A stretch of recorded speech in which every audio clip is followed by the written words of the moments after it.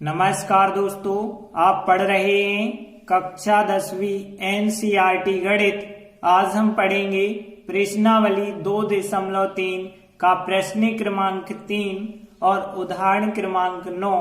तो ध्यान से समझना। तो देखिए, प्रश्न 3 है। एक हमें बहुपद दिया गया है और इसके अन्य सभी शून्यक हमें ज्ञात करने हैं और दो शून्यक हमें पहले से पता है, करनी 5/3 और माइनस करनी 5/3।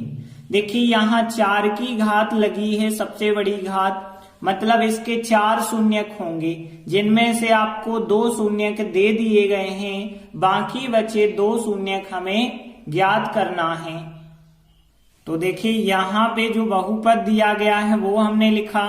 अब देखिए, इसके 2 शून्यक हमें दिए गए हैं, करनी 5/3 और यहाँ पे दिया गया है माइनस करनी 5/3। तो देखिए, जब हमें शून्यक पता है तो हम उनके गुणनखंड भी पता कर सकते हैं। तो देखिए, आपको पता होगा, जैसे x + 2 यदि बहुपद का गुणनखंड है तो शून्यक कितना होगा, x बराबर -2 होगा शून्यक। तो सीधी सी बात है, यदि माइनस का है शून्यक तो गुणनखंड प्लस का होता है, और यदि प्लस का होगा तो गुणनखंड माइनस का होगा। तो यहाँ पे यही बात यदि हम देखें तो यहाँ पे ये संख्या प्लस की है तो गुणनखंड बनेगा माइनस का, तो x माइनस करनी 5/3। और यहाँ पे यदि हम देखें तो माइनस का है, इसका मतलब है यहाँ गुणनखंड बन जाएगा प्लस का। तो इस प्रकार से 2 गुणनखंड बने। अब देखिए, यहाँ जो 2 गुणनखंड बने हैं, हमें इन दोनों का भाग देना पड़ेगा इस बहुपद में। तो देखिए, यहाँ पे 2 गुणनखंड बने हैं, हम दोनों का गुणा करके एक बड़ा गुणनखंड बना लें तो भाग देना ज्यादा आसान होगा, क्योंकि अभी हम इसका भाग देंगे, इसका भाग देंगे तो डबल बार भाग देना आपको बड़ा हो सकता है। तो हम इन दोनों का क्या कर लेते हैं, गुणा कर लेते हैं। तो देखिए, गुणा हम सर्व समीका से करें, ज्यादा आसानी होगी।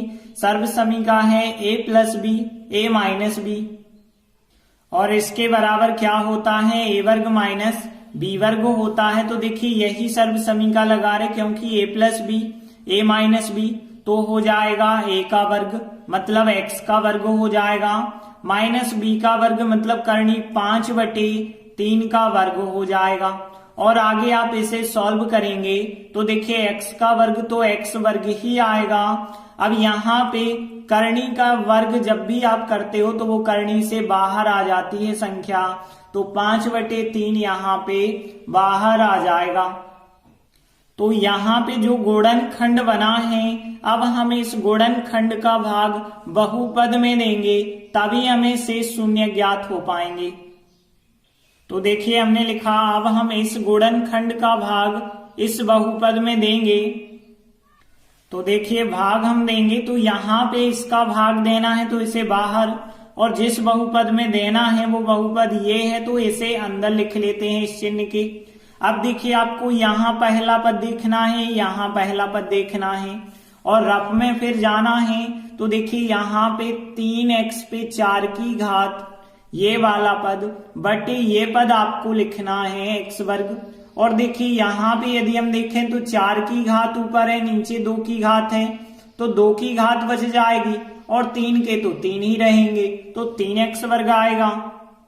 अब देखिए, 3x वर्ग का गुणा इससे कर देना है और इससे कर देना है, तो 3x वर्ग का गुणा इससे करेंगे तो 3 के तो 3, 2 और 2 4 की घात आ जाएगी, मतलब 3x पे 4 की घात, और इसका गुणा इससे करेंगे तो माइनस और प्लस का माइनस होगा। देखिए, यहाँ पे 3 से 3 कट जाएंगे तो 5x वर्ग प्राप्त होगा। लेकिन ध्यान रखना, x वर्ग को x वर्ग के नीचे आप लिखेंगे तो ही आप जोड़ना घटाना कर पाएंगे। अब देखिए, यदि हम घटाएंगे तो घटाते वक्त हमें चिन्ह बदलना पड़ेगा, ऋण का धन करना होगा, धन का ऋण करेंगे तो यहाँ पे ये ऊपर की संख्या धन की है और ये ऋण की है, ये तो कट जाएंगे। अब यहाँ पे 4 की घात कट गई, तो अब उतारे हमने 3 की घात वाले पद, केवल 6x घन है। अब यहाँ पे देखिए, धन के 5x वर्ग ऋण के 2 हैं, तो यहाँ पे धन के 3x वर्ग यहाँ पे बच जाएंगे, और फिर बाकी बचे हैं 10x, इसको उतार लिया। 5 बचे हैं, इसको भी हमने उतार लिया। अब देखिए इसका पहला पद देखिए और इसका पहला पद। तो देखिए हमने रफ में लिखा 6x घन बटे x वर्ग।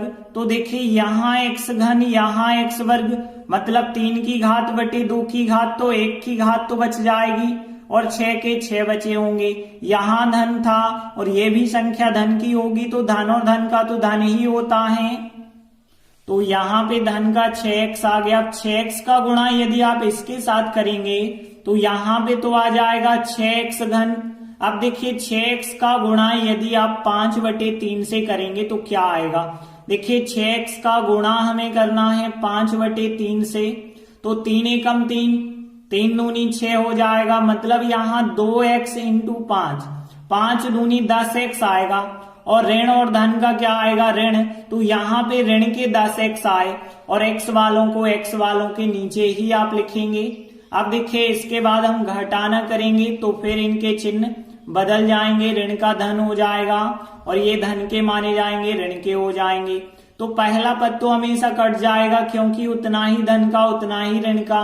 अब बचा होगा यहाँ पे 3x वर्ग प्लस का, और यहाँ पे ऋण के 10x और धन के 10x ये भी कट गए, बचा होगा माइनस का 5, तो इसे उतार लेते हैं।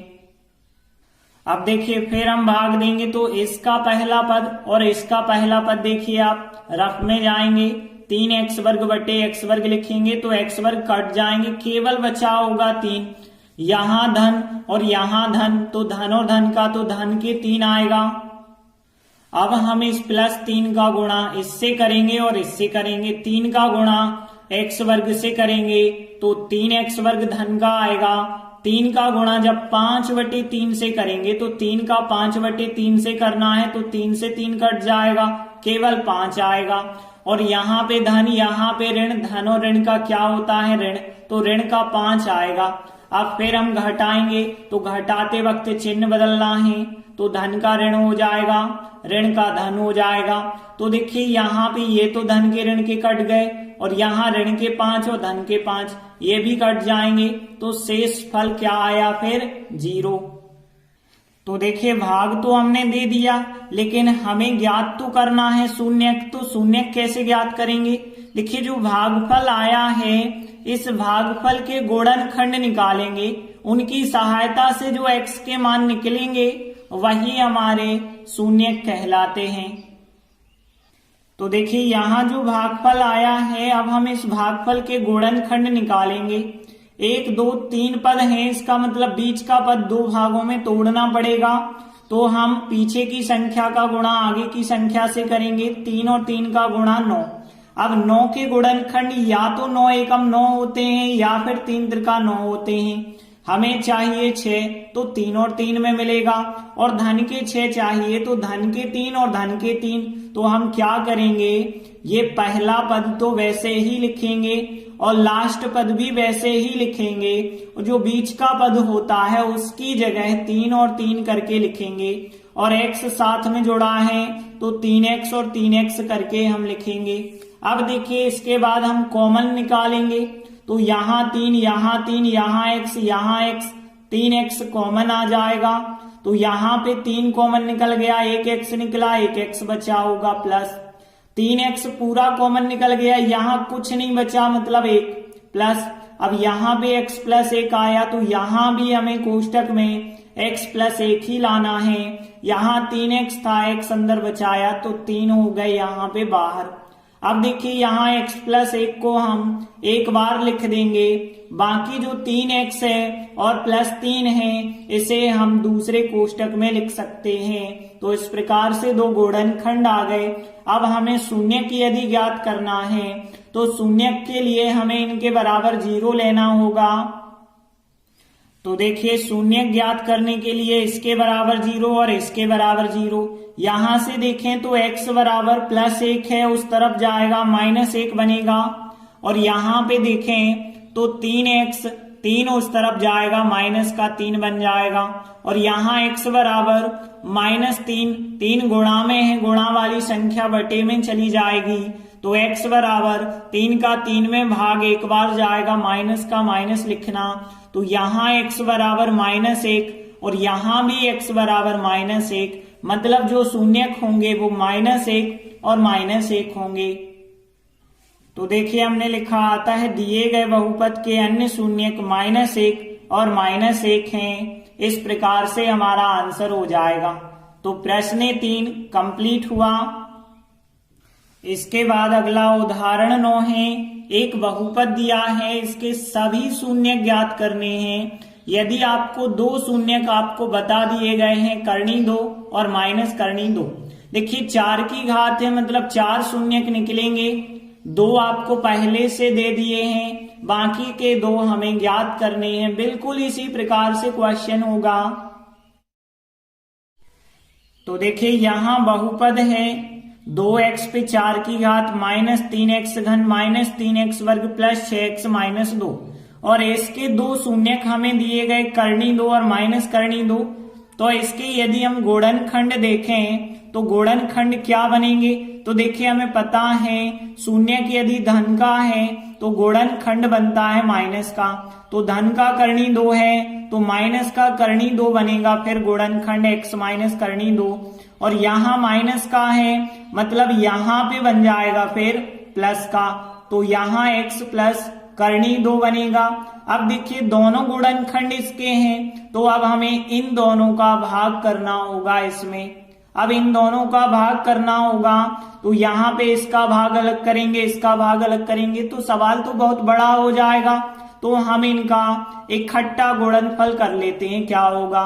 तो देखिए इनका गुणनफल हम ज्ञात करते हैं, तो गुणनफल क्या हो जाएगा, यहाँ पे भी सर्व समीका हम लगा सकते हैं कि a plus B a minus b. तो हमने आपको बताई थी कि सर्व समीका जो a plus B a minus b होती है वो a का वर्ग माइनस b का वर्ग होता है। तो इनका जो गुणनफल होगा, इनका गुणनफल यदि हम देखें तो इनका गुणनफल क्या हो जाएगा, a plus B a minus B, सर्व समीका लगाएंगे तो a वर्ग आएगा माइनस b वर्ग आ जाएगा। तो यहाँ पे देखें तो x का वर्ग होगा x वर्ग, करनी 2 का वर्ग होगा 2। तो ये भी तो एक गुणनखंड बन गया ना। तो देखिए ये भी एक गुणनखंड है, तो अब हम इस गुणनखंड का भाग इस बहुपद में देंगे। तो देखिए अब हम इस गुणनखंड x वर्ग माइनस 2 का भाग इस बहुपद में देंगे। तो x वर्ग माइनस 2 का भाग देना है तो इसे बाहर लिखते हैं इस चिन्ह से, और जिसमें भाग देना है उस बहुपद को इस चिन्ह के अंदर लिखना है। अब देखिए भाग कैसे देना है, इसका पहला पद और इसका पहला पद आपको देखना है और फिर रफ में जाना है। तो देखिए यहाँ पे 2x पे 4 की घात बटे x वर्ग हमने लिखा, तो देखिए यहाँ 4 की घात बटे 2 की घात, 2 की घात बच जाएगी और 2 का 2 ही रहेगा। तो देखिए 2x वर्ग आया। अब इसका गुणा हमें इन दोनों से करना है, तो इसका गुणा x वर्ग से करेंगे तो बिल्कुल यही संख्या आएगी 2x पे 4 की घात, क्योंकि 2 और 2 4 की घात हो जाएगी और 2 का 2 आएगा, और इसका गुणा इससे करेंगे तो 2 दूनी 4x वर्ग आएगा, और x वर्ग को आप x वर्ग के नीचे लिखेंगे, प्लस और माइनस का माइनस हो जाएगा। इसके बाद हम घटाने की क्रिया करेंगे तो यहाँ पे ऋण का धन हो जाएगा और धन का ऋण हो जाएगा। पहले स्टेप तो हमेशा कट जाते हैं, बाकी बचा क्या है, माइनस का 3x घन हमने उतारा और यहाँ प्लस के 4x वर्ग माइनस के 3x वर्ग, मतलब प्लस का 1x वर्ग बचा होगा। बाकी जो संख्याएं बची थी 6x था और 2 था, इन दोनों को हमने उतार लिया है। अब देखिए इसका पहला पद हमें देखना है और इसका पहला पद देखना है और रफ में जाना है। तो देखिए यहाँ पे 3x घन है और बटे लिखेंगे x वर्ग, तो यहाँ पे क्या आएगा, x घन बटे x वर्ग 1x आएगा, 3 के 3 आ जाएंगे और माइनस यहाँ था और यहाँ प्लस, तो माइनस प्लस का क्या होगा, माइनस होगा। तो यहाँ पे माइनस 3x आया, यहाँ लिखा हमने। अब इसका गुणा हम इन दोनों से करेंगे, तो देखिए यहाँ इसका गुणा जब इससे करेंगे तो यहाँ पे माइनस और प्लस का माइनस आएगा, 3 के 3, 1 और 2 3 की घात आ जाएगी तो 3x घन, फिर 3x का 2 से करेंगे 3 दूनी 6x आएगा, माइनस और माइनस प्लस, तो x वालों को x वालों के नीचे ही लिखना है। अब देखिए इसके बाद घटाएंगे तो घटाते वक्त चिन्ह बदल देना है, धन का ऋण कर देना है, ऋण का धन करना है। तो ये ऋण का धन का एक सी संख्याएं कट जाएगी, 6x धन के 6x ऋण के ये भी तो कट गए। अब बचा क्या है, प्लस का x वर्ग बचा है तो प्लस का x वर्ग लिखा, माइनस का 2 बचा है माइनस का 2 लिखा। अब देखिए यहाँ पे यदि हम देखें इसका पहला पद और इसका पहला पद देखें तो यहाँ पे x वर्ग और यहाँ पे x वर्ग, और रफ में जब आप देखेंगे तो x वर्ग बटे x वर्ग हमने लिखा। तो देखिए अनुसार की संख्या एक सी होती हैं तो कट जाती हैं, कितना आता है 1 आता है, तो x वर्ग बटे x वर्ग का मतलब है 1, और यहाँ पे प्लस यहाँ पे प्लस, तो प्लस और प्लस का प्लस 1 आएगा। अब हम इस 1 का गुणा करेंगे x वर्ग से तो x वर्ग ही आएगा, प्लस का ही आएगा, और 1 का गुणा -2 से करेंगे तो -2 आएगा। इसके बाद हम घटाएंगे तो घटाते वक्त चिन्ह बदलना है, धन का ऋण कर देना है, ऋण का धन कर देना है, तो धन का x वर्ग ऋण का x वर्ग कट जाएगा, ऋण के 2 धन के 2 कट जाएंगे। यहाँ शेषफल कितना हो गया, फिर 0 हो गया। तो देखिए यहाँ पे शेषफल 0 तो आ गया और भागफल हो गया ये। अब हमें जो है शून्य ज्ञात करना है, तो शून्य ज्ञात करने के लिए जो भागफल होता है उसके हम गुणनखंड निकालते हैं फिर, और गुणनखंडों को 0 के बराबर रखते हैं। तो देखिए 2x वर्ग माइनस 3x प्लस 1, इसके गुणनखंड अब हमें रखने होंगे। 1 2 3 पद हों जब भी तो बीच का पद 2 भागों में तोड़ना पड़ेगा। कैसे तोड़ते हैं, तो सबसे पहले लास्ट में जो संख्या होती है उसका गुणा पहले वाली संख्या से करते हैं। तो 2 का 1 से किया तो 2 एकम 2 आएगा। अब 2 एकम 2 के गुणनखंड होते हैं 2 एकम 2 ही होंगे, तो यहाँ पे 3 चाहिए माइनस का, तो माइनस का 2 माइनस का 1 ले लेंगे हम। तो अब हम क्या करेंगे, इस 3x की जगह 2x और 1x में तोड़ेंगे गुणनखंड। तो देखिए हमने गुणनखंड तोड़ने के लिए क्या किया, पहली संख्या और लास्ट संख्या तो वैसे ही लिखी, 3x की जगह माइनस के 2x हम करेंगे और माइनस का 1x करेंगे। तो इस प्रकार से गुणनखंड तोड़ेंगे। अब कॉमन लेना स्टार्ट करेंगे, तो देखिए 2 यहाँ है 2 यहाँ है, 2 कॉमन, x यहाँ x यहाँ x भी कॉमन हो जाएगा। तो देखिए 2 कॉमन निकल गए और यहाँ पे 1x कॉमन निकल गया तो 1x बचा माइनस, यहाँ 2x पूरे कॉमन निकल गए तो यहाँ कुछ नहीं बचा, मतलब 1 माइनस है तो माइनस लिख देंगे।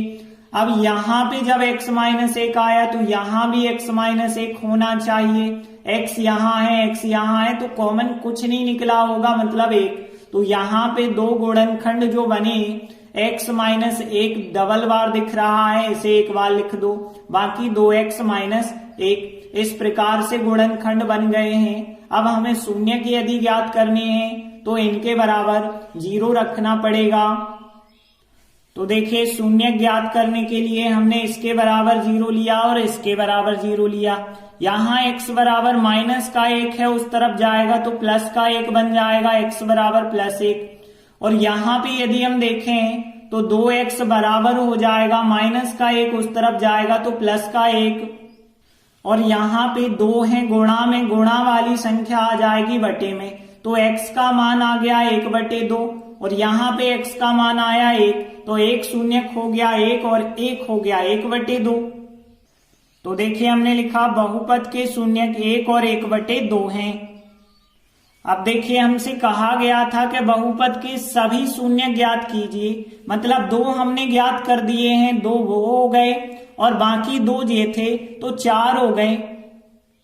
तो देखिए हमने लिख दिया इस प्रकार बहुपद के सभी शून्यक। देखिए 2 शून्यक हमें दिए गए थे, करनी 2 और माइनस करनी 2, और फिर 1 और 1/2, बाकी के 2 शून्यक हो गए। तो इस प्रकार से सभी शून्यक हो जाएंगे ज्ञात।